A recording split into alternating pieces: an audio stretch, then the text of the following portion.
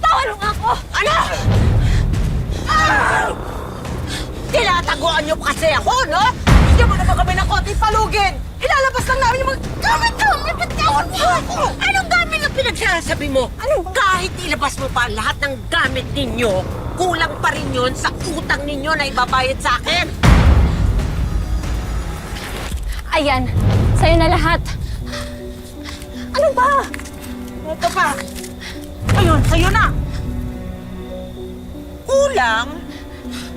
Ayan lang ang meron kami. Lahat na yan. Oh, kapal naman ang mukha mo. Paano yung bubong na pinagawa namin? Ha? Yung tagas doon sa banyo mo? Ha? Pati yung butas na pator doon sa kwarto mo? Hindi mo malang iaawas yun ang kapal naman ang mukha mo! Wala akong pakialam! Sige na! Kunin ka na! Wait lang! Sila! Ano? Wait lang! Ilolo ko na na! Aray ko! Hayop ka! Bitawan niyo ako! Ang hayop ako! Ano to? Bitawan niyo sila! Huwag ka nang makialam dito! Pinapalayas kami ng walang yangyan sa bahay namin! Ano? Bahay niyo to? Bahay ko? Ang kapal talaga ng mukha ninyo, no? Sige, pagbibigyan ko kayo ng 1 linggo para bayaran ng utang sa akin. Kung hindi, kalimutan mo na ang lolo mo. Sige na! Lumayas na kayo! Wait lang! No! Wala kang puso! Oh, demonyo ka! Oh, balik mo yung tatay ko! Ibalik niyo yung lolo ko! Kanino kayo magsusumbong? Ha? Sa bayaw ko na barangay captain? Bakit kayo ipakulong ko pa kayo? Sige na! Dalhin mo na yung tatay ko! Ilolo! Ilolo ko muna!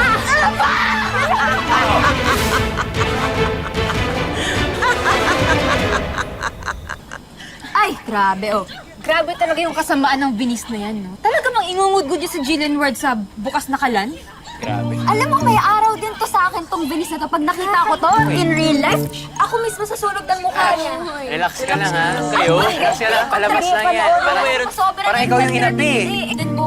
Okay, relax lang. Relax lang. Relax lang. Palabas lang yan. Manood na lang kayo.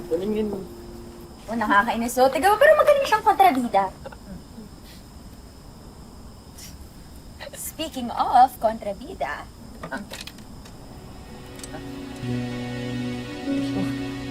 Bro, ano to? Sean, ba't kasama niyo si Shati? at tsaka sino po sila? Si Aling Mildred pala, nanay ni Shanti. Tsaka, pwede bang dito muna sila? Emergency kasi eh. Uy, hindi ko sinabing dalhin mo kami dito, ha?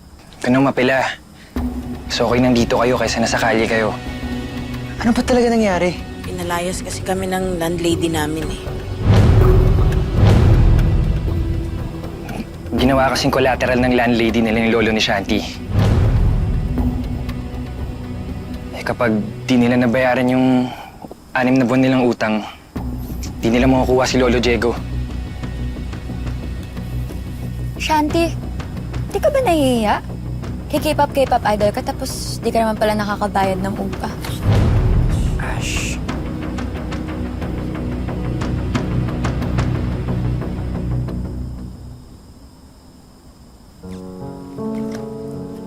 Ma.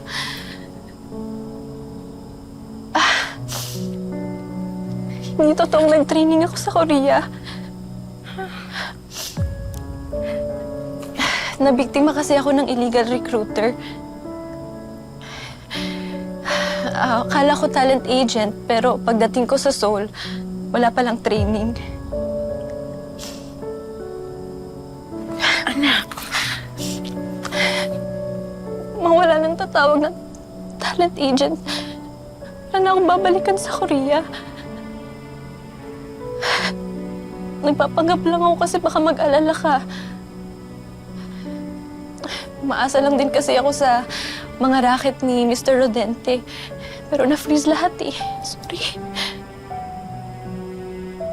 bakit ngayon mo lang sa akin sinabi to? Ako mag-alala ka eh.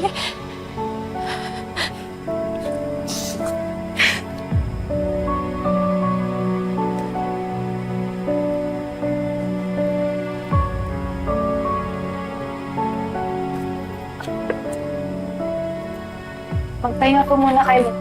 Shanti, Mildred, ganito muna kayo magpahinga sa kwarto. Maraming salamat. Alam kong galit kayo sa akin. Pero sa puntong to, wala na akong pakialam. Ang mahalaga lang sa akin ay ang lolo ko. Makuha natin yung lolo mo.